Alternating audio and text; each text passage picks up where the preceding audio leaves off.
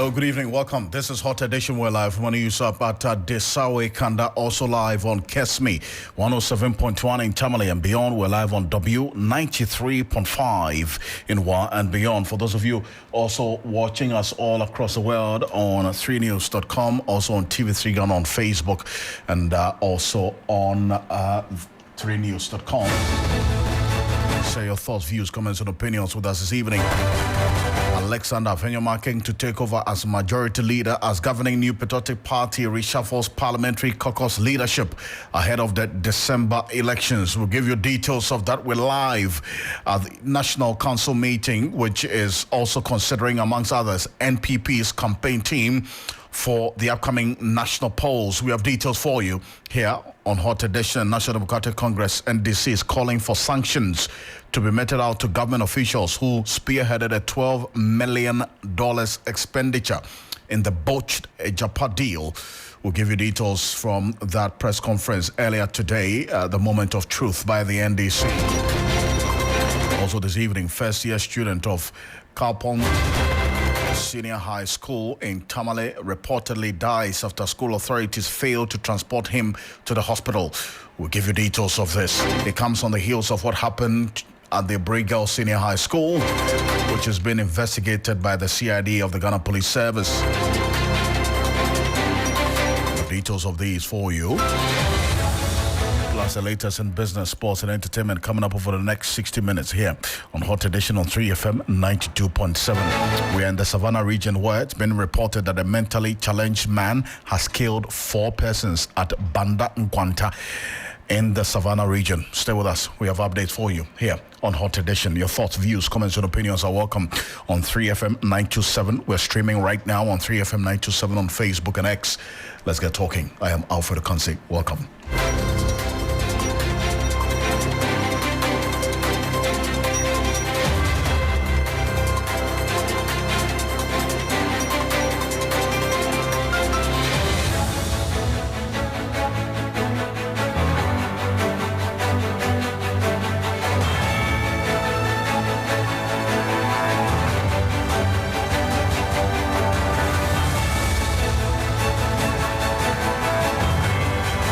Let's get into the details now here on Hot Edition. The New Patriotic Party is expected to reshuffle the leadership of the majority caucus in Parliament ahead of the December elections.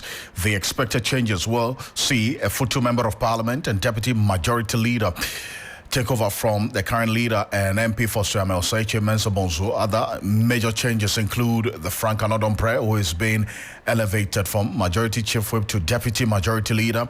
Tolong Member of Parliament Habib Idris will become the Majority Chief Whip, all things being equal, while Asokwa Member of Parliament Patricia Piaget will also is expected to be announced as the first Deputy Whip position.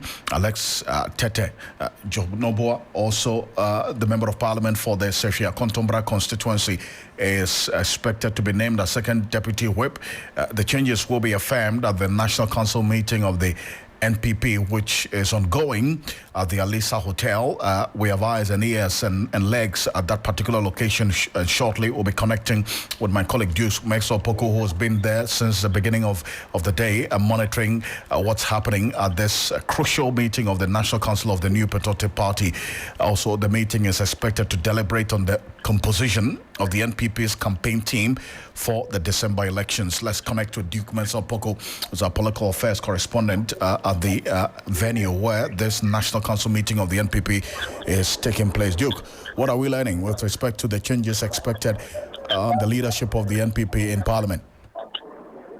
Well, so as part of the general, shake-up in government and in how the NPP looks at their preparation for the 2024 general elections, we are told that there are discussions ongoing, deliberations ongoing about a change in leadership in Parliament, especially with Honorable Chairman Samboso on his way out of Parliament, having decided not to run again. So, as you rightly mentioned, with the list that you have over there, those are the indications we are picking up here at the Alisa Hotel, where the National Council meeting is just about starting. The meetings which were scheduled earlier in the day at 10 and 12 actually didn't come off. they were postponed deep into about 2 o'clock. So at 2 o'clock is when the first meeting, the National Executive Committee, the next meeting started, and it's a little over 5. That's when they've just finished the next meeting, and they are now going to the bigger meeting with more powers. That's the council meeting. That is starting in a few minutes from now. So they've just had some break after the National Executive Committee meeting. Others as people are stretching, moving around, and the rest before the National Council meeting starts. So all of these decisions, changes, and the issues on their plate will be completed at the time when the National Council, which is a bigger body, which is a much more powerful body than the NEC, has met and decided which way the MPP should go in terms of its campaign structure, those to manage the personnel, and those who will be running the Bawumia campaign, right from logistics to communications to strategy to transportation to everything. All of that we will know by the end of the day. And also in relation to the change in leadership in Parliament and what they're expecting to really achieve, whether it's to have a younger-looking front bench. Of course, as a matter of necessity, there will have to be a change because there's a vacancy on the front bench, having had Madam Lydia Seramal Hassan, the first deputy majority, the second deputy majority chief whip, who has been tapped from the front bench to become Minister for Sanitation and Water Resources. And of course, with the President's edict that all those who are leaving Parliament must have a change in the way they look and the kind of roles that they play in government. It would obviously affect to see Chairman Sabos, who has decided not to run again. So these are some of the considerations informing the agenda of today's meetings and how it's shaping up at the Alisa Hotel, Alfred. And who are some of the notable personalities, I mean, the members of the council that you have spotted going in and out of this venue that we're talking about? Well, I have seen almost every regional chairman, Chairman Untumi, Chairman Jeff Kunedu, Abronya DC, the Vice President earlier on came, the President himself is also here. So everybody who really matters. I mean, I've seen some of the party functionaries, Nana Boache. I have seen the National Youth Organizer, a number of them. I mean, everybody who matters in the MPP when it comes to decision making is here at this meeting. So the President is indeed present. Is there with the Vice President at the National Council, yes. Fantastic. Now, we're also getting information that beyond all of this, there's also going to be the announcement of Dr. Mahmoud Bawumia's campaign team, which we understand, all things being equal, may be led by Dankweku Boche, the outgone Minister for Local Government, Ward Development and Decentralization. Is this something you're picking as well? Yes, so if you take a look at the agenda of the meeting, the list of items on the National Executive Committee meeting, that was one of it, the presentation of the names for the campaign. Yes, so that having been wrapped up and reported on or session firmed up, it will be presented to the National Council, as I said, which is a larger body with a lot more power in the absence of the National Delegates Conference. Will firm up these names. So we know that, for instance, Dambuche is highly tipped to be named the chairman of the campaign. Opari Ansan is the manager of the campaign. Nana Kumia and Kwabne J. Japon as deputy campaign managers. And the directors of communications, Adoma Kubefi and Miracle Sabuaje. The team itself has the likes of Peter McMahon, Sami Uku, Abai Fakabo, and a number of them, and then other directors as well for the various sectors of the campaign coordinators will be named as well. So all these names are being discussed, the merits, what they bring to the table, how they are going to formulate strategy and prosecute the 2024 Bawumia campaign. All of those issues are on the table, Alfred. Duke, I appreciate you. Thank you so much for this update. And Duke Mankosan Poko is political affairs correspondent. He is at the venue where this crucial NPP National Council meeting is taking place. We understand that they are yet to have a number of decisions taken, for instance, affirming the proposed list of persons making up Dr. Mahmoud Bawumia's campaign team ahead of election 2024, that the National Council is yet to make any affirmation on. Also, the proposed changes to the parliamentary leadership, which we're hearing that as Osechi Mensah-Bonsu, the current majority leader, is on his way out of parliament because of his singular decision not to contest voluntarily. We have the likes of Alexander Afenyo-Markin's name coming up strongly as one to replace him as majority leader. And that announcement or the affirmation of this proposed list of persons is expected to be done before close of day today during the meeting of the National Council of the New Patriotic Party. So this is one that we are looking at closely. The Deputy Majority Leader position, Frank Anodompre, is going to be elevated now to fill that position of Alexander Afenyo-Markin, who is going to eventually, all things being equal, be named as majority leader of this 8th Parliament. And the Chief Whip, Habib Idris, takes an elevation as well, and as expected, there has to be a vacancy that has been created as a result of Lady Alassane, who has now been appointed as a minister designate for sanitation and water resources. And let's go on to the telephone now. And Samir Obeng is executive director of the Parliamentary Network Africa. He's connecting with us for a quick conversation on this. Mr. Obeng, good evening. Thank you for joining us on Hot Edition. Thanks for having me, Alfred. Great. Now, if you look at the proposed names awaiting confirmation by the National Council of the NPP, I mean, Alexander Afenyo-Markin is one that is not new to the leadership of Parliament, but has not been a majority leader before. The dynamics are relatively different from being a deputy, for that matter. How do you envisage the leadership of the majority going to be like under him for the last lap of this 8th Parliament? Oh, well, Alfred, certainly leadership away from the venerable Chairman Mensah-Bonsu, so far as parliamentary issues are concerned, will certainly be different. I mean, Che has seen it all, at the various levels. And so fitting into Che's shoes, it will certainly be a big one. But I don't think that it will be one that will be beyond the Honorable Afenyo-Markin, especially considering that he's been serving as deputy leader, for the entire duration of the current parliament. Now, he has, during this particular period, exhibited some amazing qualities that are good for a leader of a caucus. And if your media reports are true and they get to confirm him, I think that these qualities, if he really brings them to the party, by way of, leading the majority side in parliament, will be useful. Some of these qualities includes his ability to, stay on his feet and debate issues in a reasoned manner. Of course, the lawyer in him always comes to play. His understanding of the rules of the House, which is very critical, if you are leading a bench or a caucus in parliament.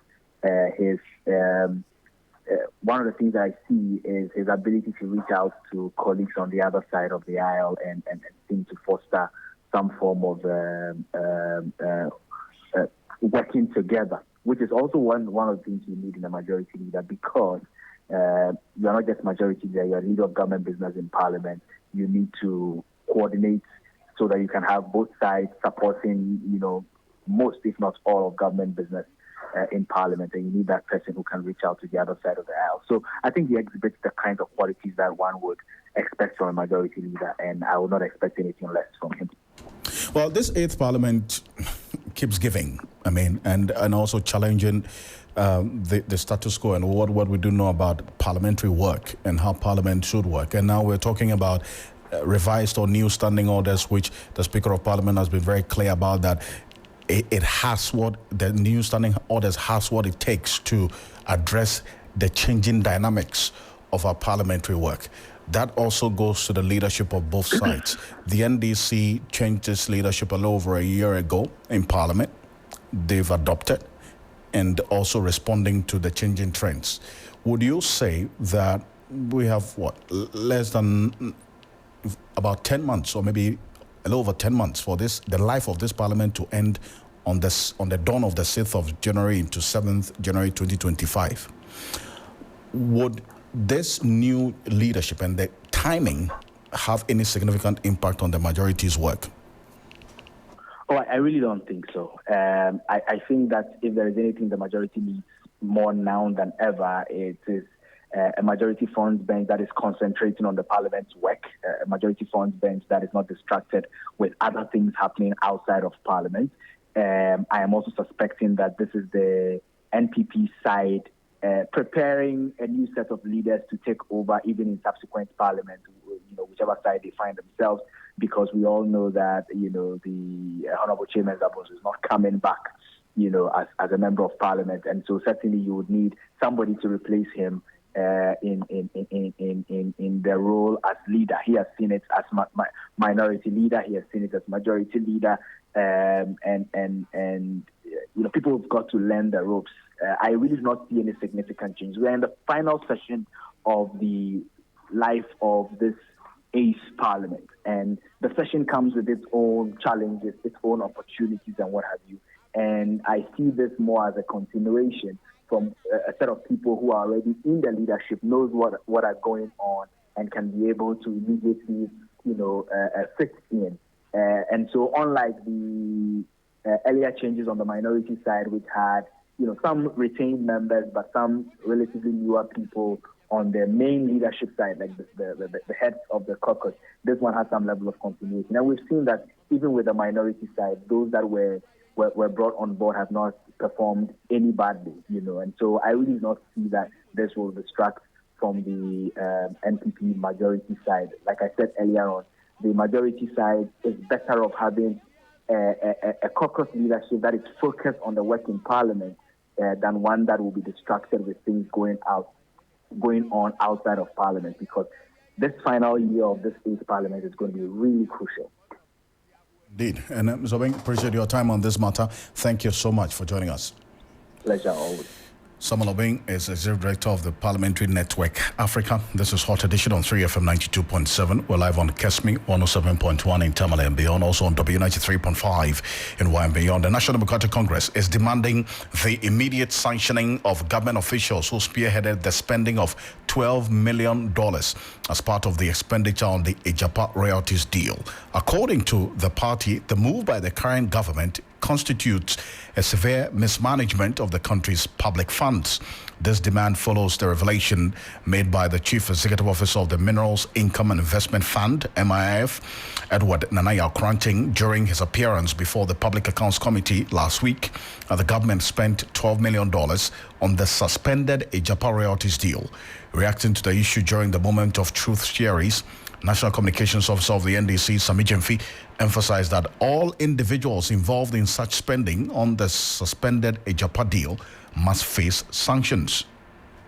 During the committee's consideration of the report of the Auditor General on the accounts of MIF for the period ended 31st December 2022, the Chief Executive Officer of MIF, one Edward Nanaya Okranting, disclosed that a humongous amount of $12 million, equivalent to 153 million Ghana cedis, which is equivalent to 1.5 trillion old Ghana cedis, was spent on the aborted, or should I say stillborn, Ejapa royalty scam. Ladies and gentlemen, during the committee's consideration of the report, the CEO of MIF stated that this colossal amount was spent on the setting up of the Ejapa SPV, the payment of so-called consultancy fees, and the rental of office space, and the processes leading to the initial public offering towards the listing of Ejapa royalties on the London Stock Exchange. This is what they claim to have spent 153 million cedis, equivalent to 1.5 trillion old Ghana cedis on.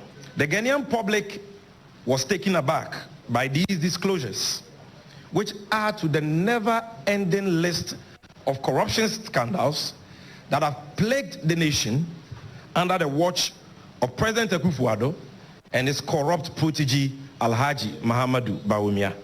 For us in the National Democratic Congress, this disclosure does not come as a surprise.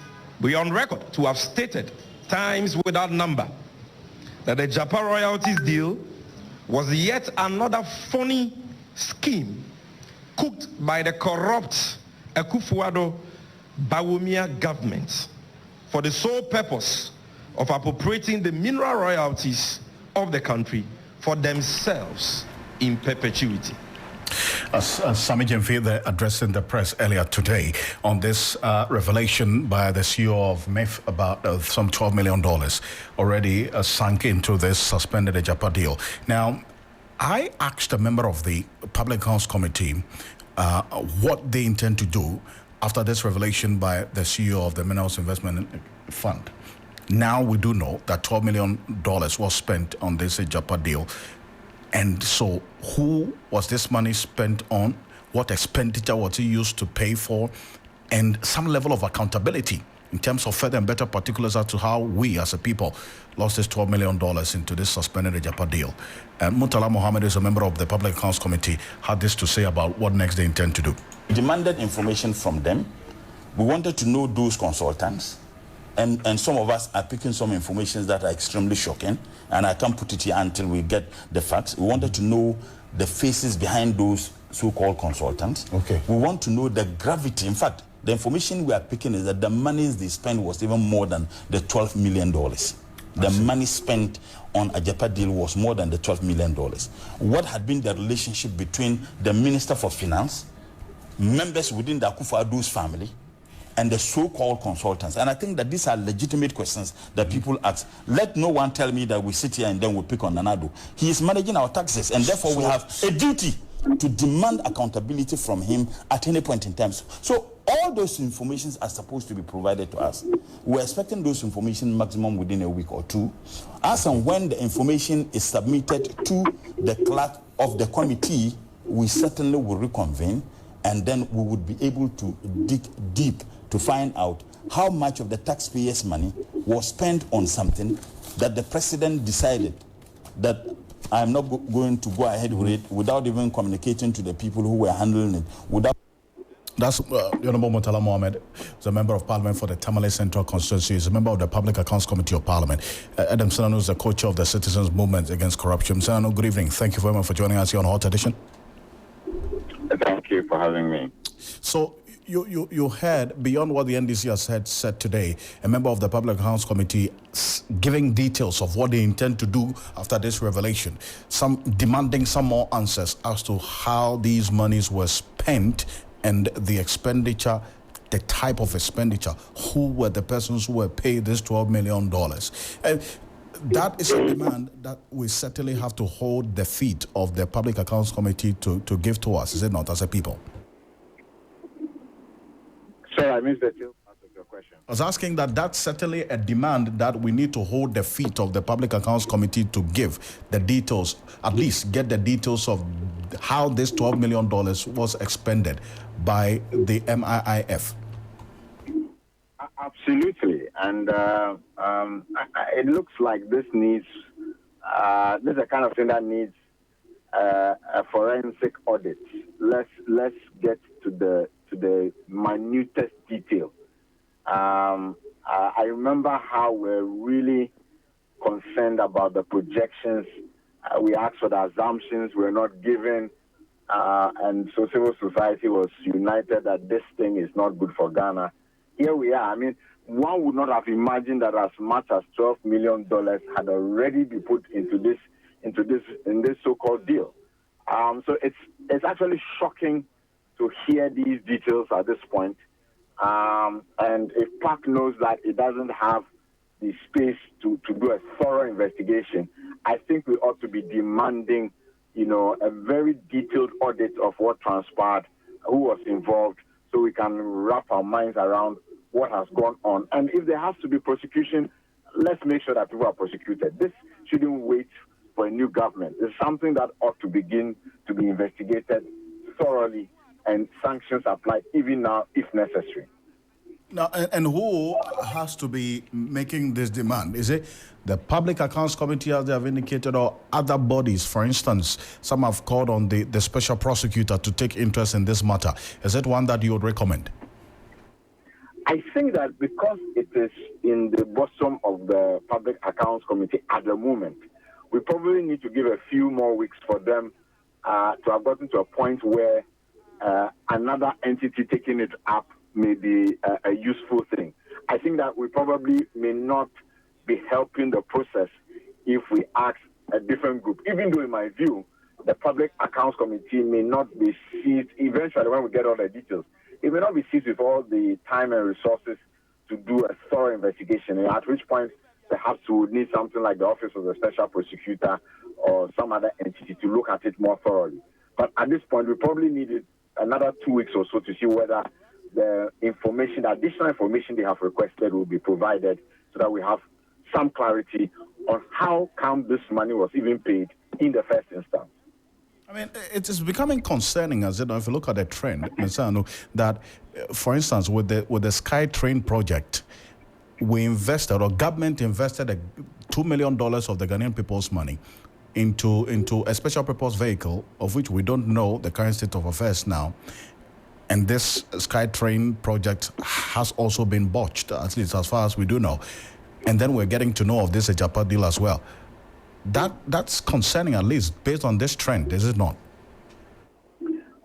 Very concerning, because at a point where the economy is lacking resources, taxes have been increased here and there, we are all feeling the pinch, and you find that people have been apparently complacent or lackadaisical in the management of our affairs.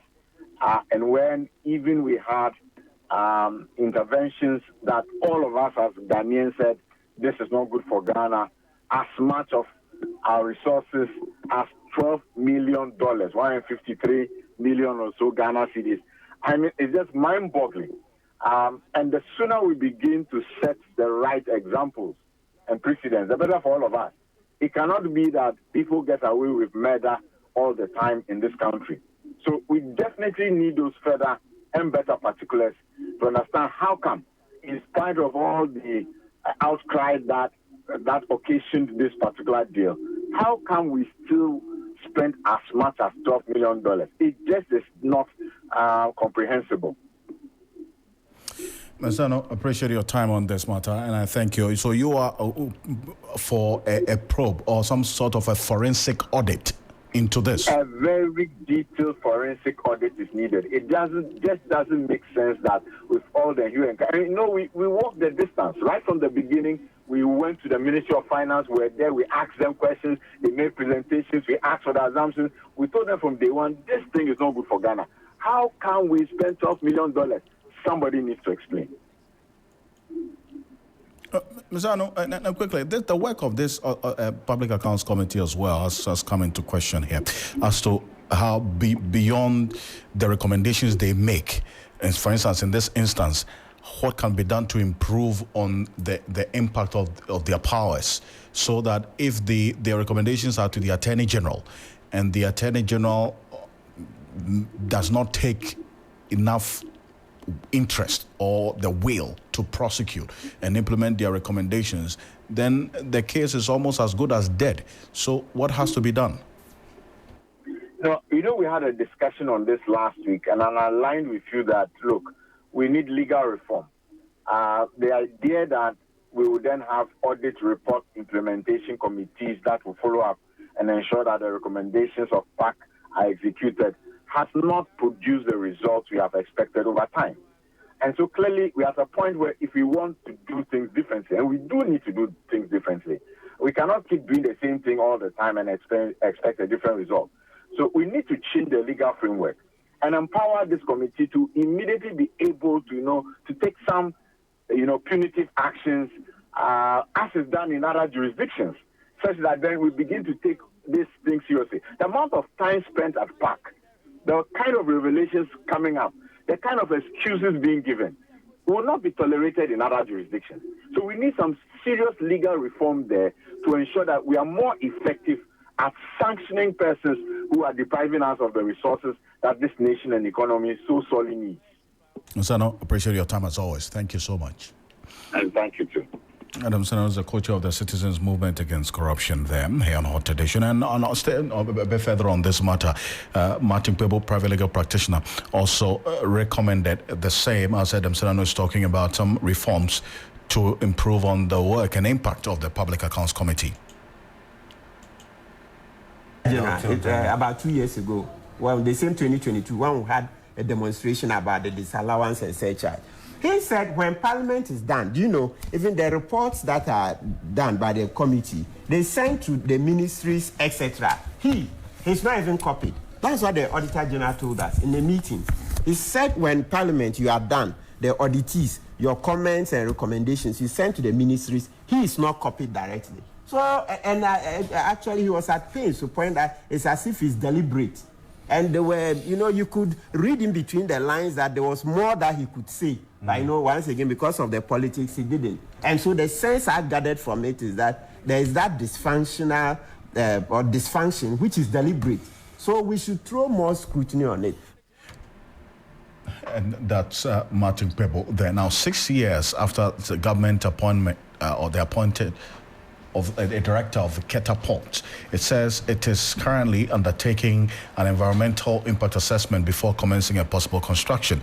An attempt by the NDC MP for the South Daya constituency, Nelson Roxon Dafiamepo, to quiz the Deputy Transport Minister further on the claims that the Public Accounts Committee infuriated the ranking member and MP for Fantiakwa South constituency, Kofi Ochiri Yakum, who will not allow any questioning of the minister on this Keta Port project. Take a listen to excerpts of what happened in the Public Accounts Committee. Having done the market sounding, we are currently doing the environmental impact assessment, and that takes a bit of time just to take care of, you know, all the necessary requirements asked by Environmental Protection Agency standards.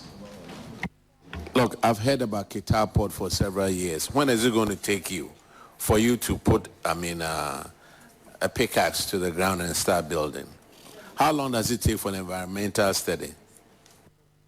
Someone that will be answered better by the EPA, but because they have to work within their law, their guidelines, and their framework. And we don't need to second guess when they will be able to do that. How much have we spent so far on this Keta Port? Mr. Chairman, it will be difficult to say it right now. So if you can, we can defer so that at the right time we can get the necessary information for you, the committee. Okay. Chairman, thank you. Chairman, have you asked any question?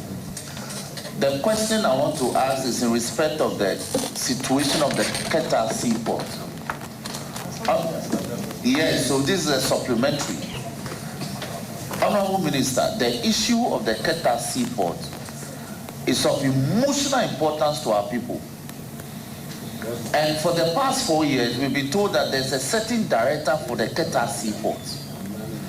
If you go to the site, it is symbolized by a metallic sandboard with 2 containers.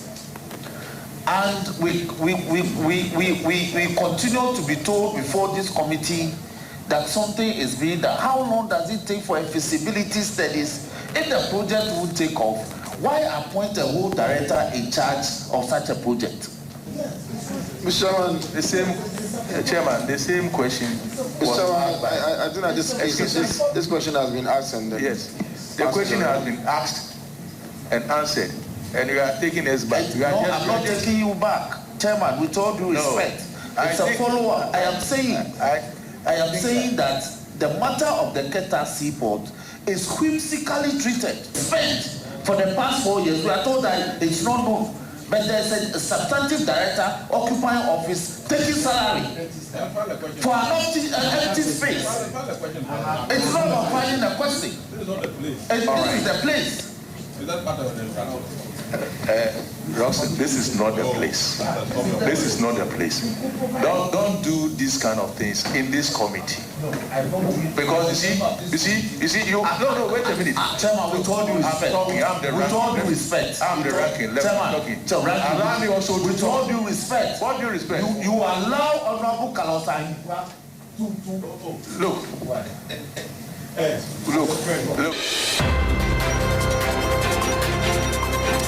The excerpts of what happened at the Public Accounts Committee of Parliament earlier today. But let's go to the Savannah region because we're hearing some rather worrying news because a Form 1 student of Kalpohing Senior High School in Tamale in the northern part of the region has also reportedly died after school authorities allegedly refused to transport him to the hospital. It took the intervention of his classmates who organized a motorized cycle, we understand. That's quite unfortunate, and transported him to the Tamale Teaching Hospital. After efforts to get school authorities to transport him reportedly failed, he was pronounced dead on arrival. This comes less than a month after a student of Webriga Senior High School died under similar circumstances. Christopher Marcos, my colleague, has been to the school to gather some more information on this incident. Chris is joining me on the telephone. Chris, thank you, as always, for connecting with us here on Hot Edition. What's the latest from this Kalpoheng Senior High School incident that's led to the death of a Form 1 student?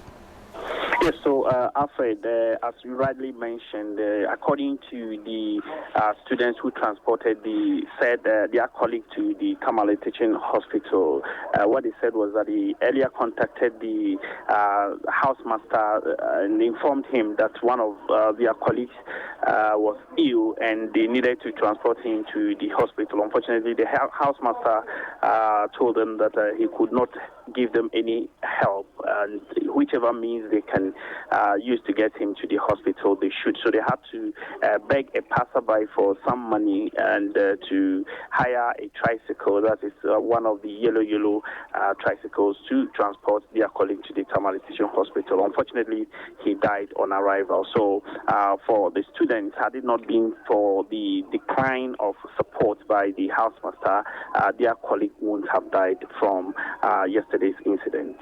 But what is the school authorities saying about this? Yes, school authorities are still not commenting on the matter, but an insider I got told me that the management of the school have decided to investigate the matter thoroughly. I see, but when you went there, describe the mood to me. Are the parents of the deceased there, his colleagues as well? What's the mood on campus as we speak? Yes, the parents are disappointed in the school because for them, they actually brought their ward to school and expecting that the school would take care of their ward. And if there was any need for them to come and assist the school should have placed the call to them. But to allow their ward in the hands of their colleagues was rather unfortunate. They've traveled all the way from Salaga to Tamale to see the body of their child, and they have since taken the child for burial. As we speak, the mood in the school is a very sad one because the students still do not understand that they are under the care of some teachers who they see as parents, but when they need them to support them, especially during this critical moment, they decline giving them a helping hand. So they are also disappointed in their teachers. See, and Chris, I know that this is a matter that you're following quite closely as well, and so we'll connect with you for some more details as it plays out. Thank you so much. Christopher Marco is our North and Savannah region correspondent. They're giving us updates of this rather unfortunate incident we're hearing. Again, a former student of Kalpoheng Senior High School in Tamale in the Northern region has reportedly died after school authorities allegedly refused to transport him to the hospital. It took the intervention of his classmates who organized a motorized cycle and transported him to the Tamale Teaching Hospital. After efforts to get the school authorities to transport him reportedly failed, he was pronounced dead on arrival. This is an issue we're going to follow closely across all platforms here on Media General to get some more updates on this, because it comes just barely 3 weeks after the incident, a similar incident that led to the death of a Form 1 student. That's Tracy Ochery at the Brigel Senior High School, which the Ghana Police Service Criminal Investigations Department is also investigating.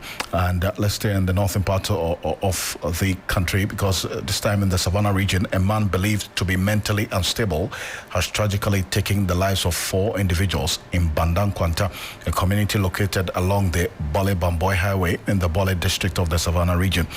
The incident reportedly unfolded when the man, identified as Dagana, arrived at a nearby Galamsey site to unload items and request the use of the restroom at a local compound house earlier today.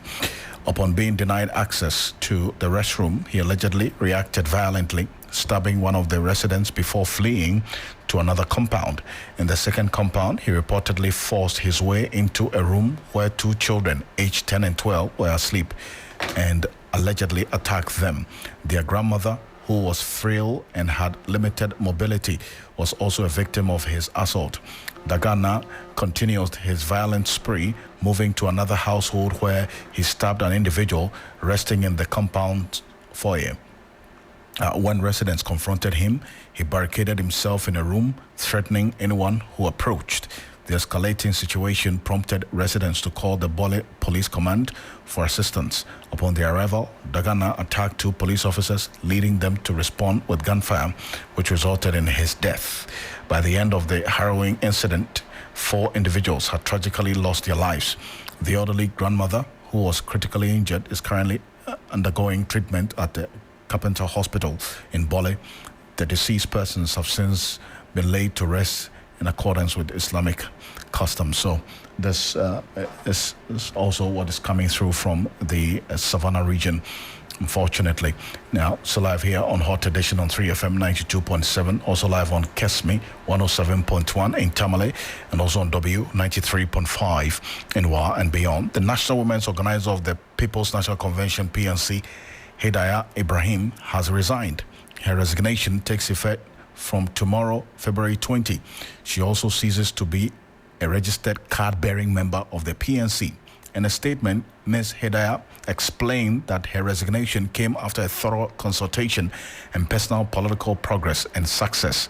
Ms. Hidayah, in a statement, further expressed her belief, asserting that this is the opportune moment to explore new avenues aligned with her vision as a political and gender activist based on various positions. That's part of the statement, which we have a copy of. It says, having joined and served the PNC in several capacities as a parliamentary candidate, regional executive, and most recently, National Women's Organizer, quote, I believe very strongly that this is the perfect time for me to pursue other interests in tandem with my vision as a political and gender activist. It is never in doubt that the PNC offered her an opportunity to cut the political teeth, as well as find a solid grounding in the national politics of our country, and will forever be indebted. But as we speak now, she has resigned from the PNC. That is the information coming through from the National Women's Organizer of the PNC. Henceforth, beginning tomorrow, she holds herself no more as a PNC National Women's Organizer. We'll be back shortly after this quick break here on Hot Edition on 3FM 92.7, also live on Kesmi 107.1 in Tamale and beyond, with the latest in the world of business. Stay with us. Turn the mic on. Time now,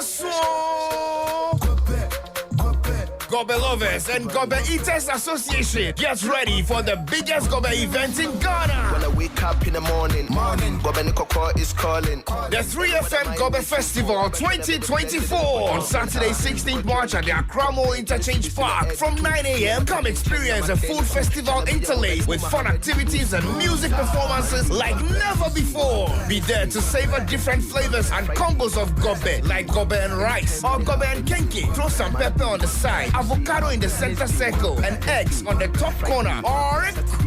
Last year was terrific. This year will be a showdown. Don't miss out on the gastronomic delights and vibrant atmosphere. Are you a Gobe seller or you know anyone? Call now to register 0532-200-927 or 0531-100-927. Let's link up. The 3FM Gobe Festival 2024. Your Gobe joins the B. Join us on Saturday 16th March at 9 a.m. and let's transform the Accra Mall Interchange Park into a Gobe lovers paradise. I mean, you know, the 010 formation, we only do work if we chop Gobe.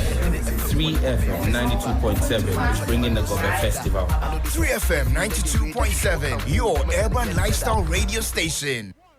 Are you stressed from a hard day's work? Looking to de-stress and relax with soothing music and soft chats? Then join me, Akofa, on Wind Down. 3FM. Keeping it cool, easy, nice and breezy like that. Okay, starting with Kenny Rogers. Write your name across my heart. Write your name across my heart. Every Monday to Wednesdays, 8 p.m. to 10 p.m. and on Thursdays at 8 to 9 p.m. as I play your favorite songs on your favorite dial, 3FM 92.7. Wind down with Mia Kofa, your smooth operator on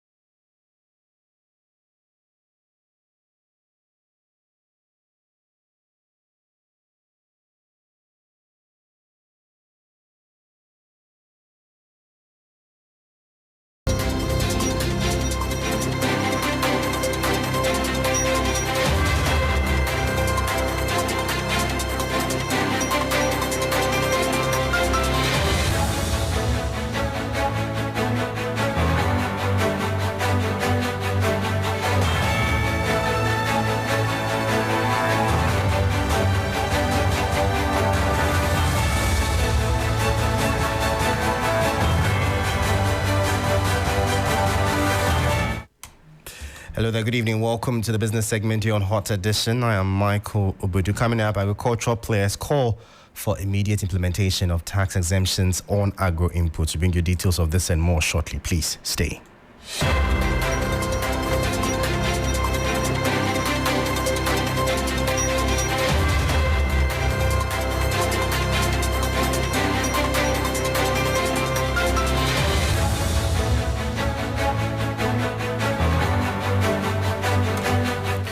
Well, thank you for staying with us. Straight into our top story now. Players in the agricultural sector are calling for the swift implementation of tax exemptions for agricultural inputs as announced in the 2024 budget.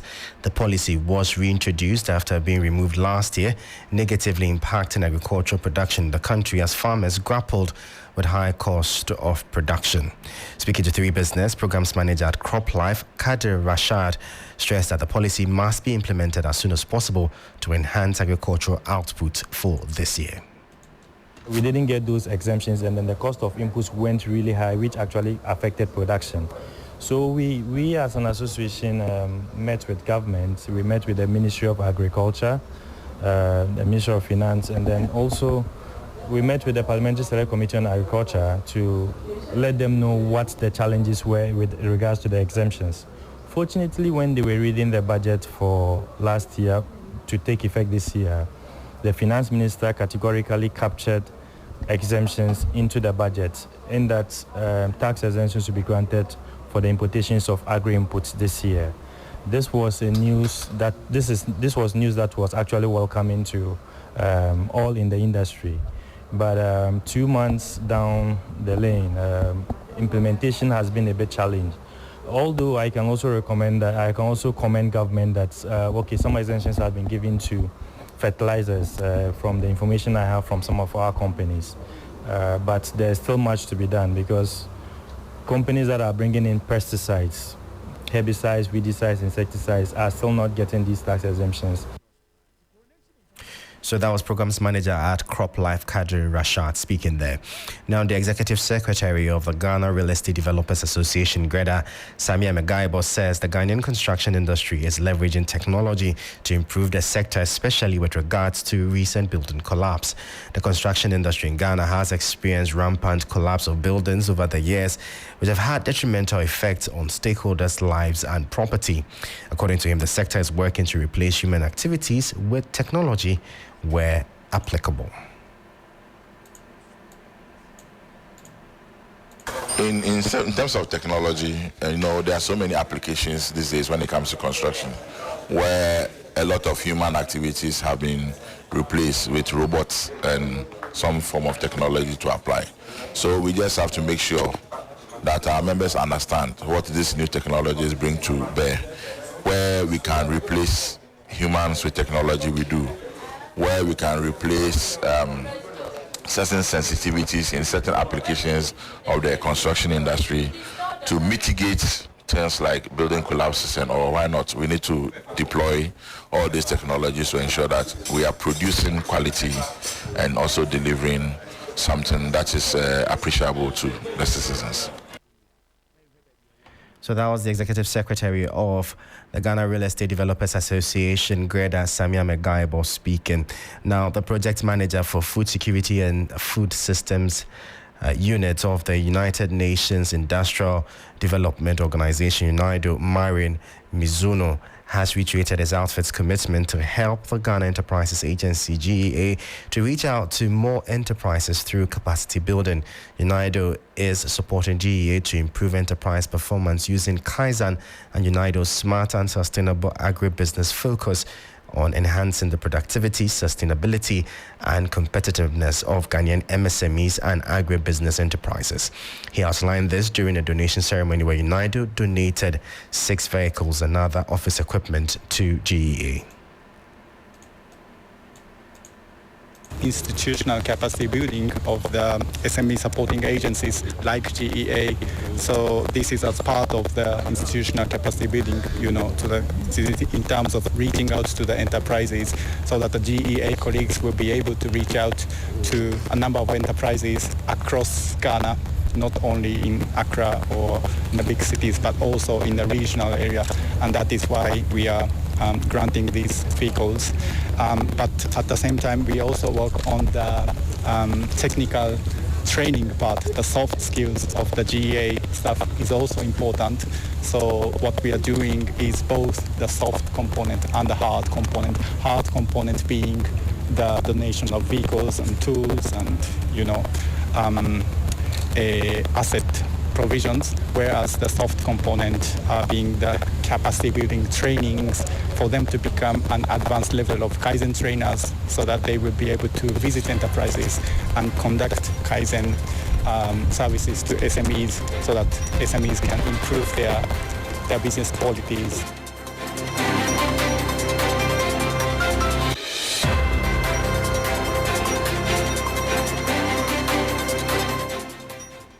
So that was Project Manager for Food Security and Food Systems Unit of UNIDO, Marin Mizuno, bringing an end to the business segment here on Hot Edition. For more business stories, please visit our website. It's 3news.com/business. I am Michael Obodu. Thank you for listening. As always, please stay safe. Up next is sports, and Billy is on standby for you.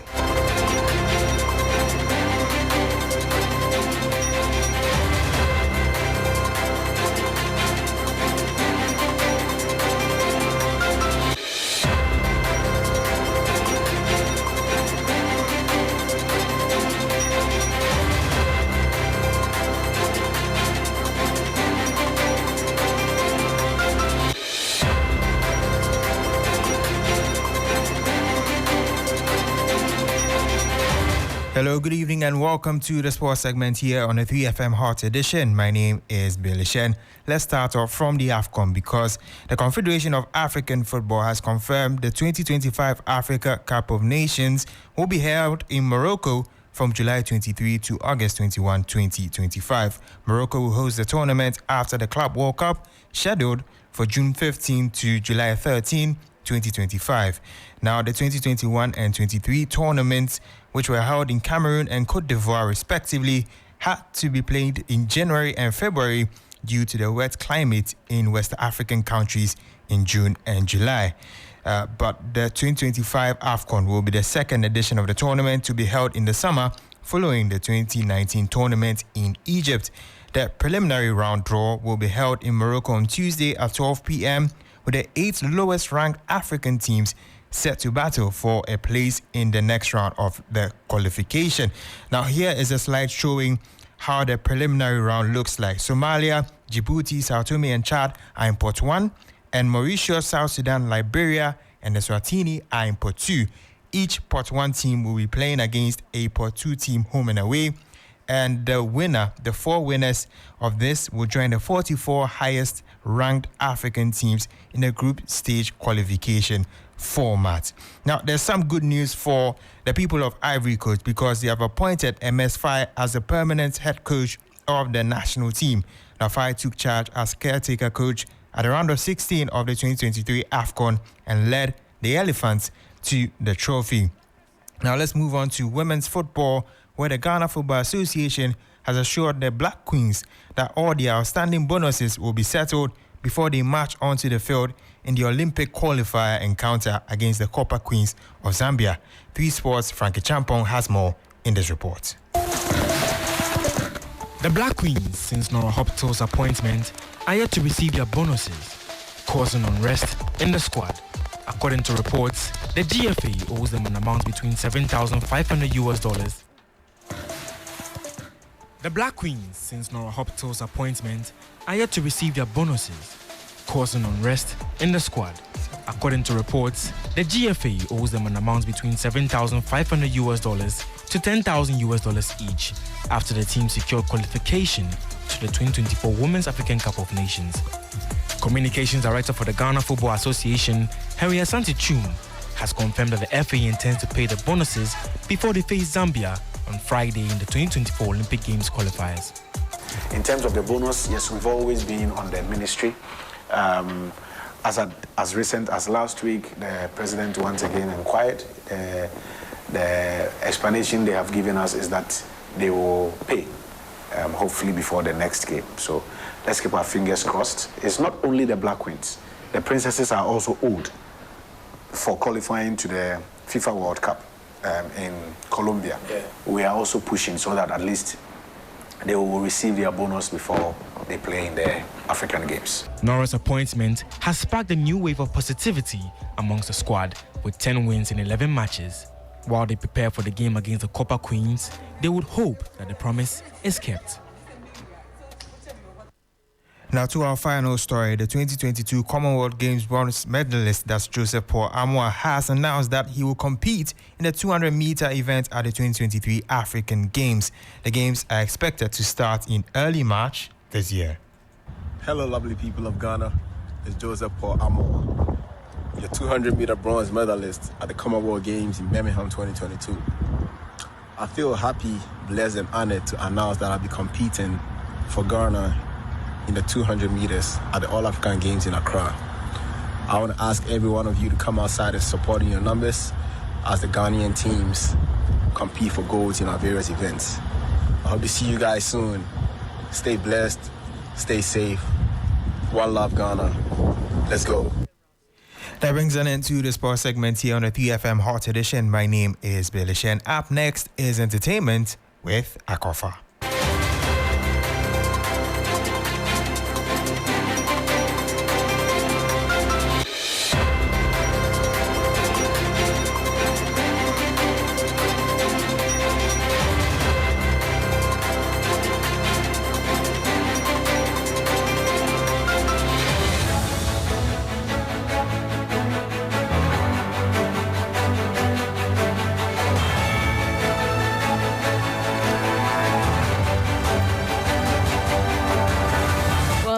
Thank you for keeping your dial locked on Hot Edition on 3FM 92.7. It's now time for the entertainment news segment powered by 3 Entertainment. I am Akofa. Let's get into the stories now. Renowned sound engineer Pierre Dankwa, popularly known as Apietu's, wants budding beat makers to sign agreements with artists they work with in order to avoid copyright-related conflict in the future.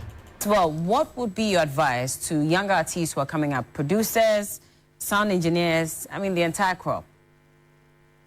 Okay, so this is what I want to say. Let's make it a culture in Ghana that, if you go to any studio, you have no idea about, copyright. Just tell the guy that I want to sign a split sheet, Okay. Whatever it say, I want to sign a split sheet. I want to know what I own and what you, the producer, own, and what the person that is paying the studio fee also own. For clarity's sake, one day you are alive or you are not, that document will speak for you. You see what I'm saying? Anything like if they had the split sheet, we made it a culture. By this time, Manche and Obravo, they will not be fighting because Drake's team will just take their thing and pay everybody accordingly. Simple. Yeah. Are you getting the point? Yeah. Can you imagine, I did OYA in 2004. I think Baroski said 2004 MBO, yes. 2004, 20 years later, we have now signed a split sheet. Can you imagine? How? How? So now I'm not going to call that Lumba. Everybody sign the split sheet so that whether we are alive or not, our children will not fight. You understand what I'm saying? I have to do all this work. I'm going to try and get all the artists to do it. All the artists I've worked with. I hope all of them are alive. so we can just do this, and then once and for all, we'll all have the documents, with our publishers, and Charlie, this wahala will not happen. So the youth should not make the mistake we made. Yeah. Otherwise, for years to come, they'll be fighting with the artists they used to work with. And before I go, Ghanaian artist Black Sheriff is making waves with his recent appearance on the 2024 London Fashion Week runway, showcasing designs for UK-based brand LeBron London. Now, the reigning VGMA Artist of the Year 10 heads on the event's first day, impressing in a standout outfit complemented by a leather bag. A video shared on social media captures the striking moment as Black Sheriff confidently walks the runway. Now, the 2024 London Fashion Week not only celebrates style and uniqueness, but also highlights diverse talents with a particular focus on the contributions of Black designers. And that is how we end the entertainment news here on Hot Edition, powered by 3 Entertainment. My name is Akofa. Thank you for your time, and for more news, log on to 3news.com. Keep your dial locked on. The 3FM Drive continues.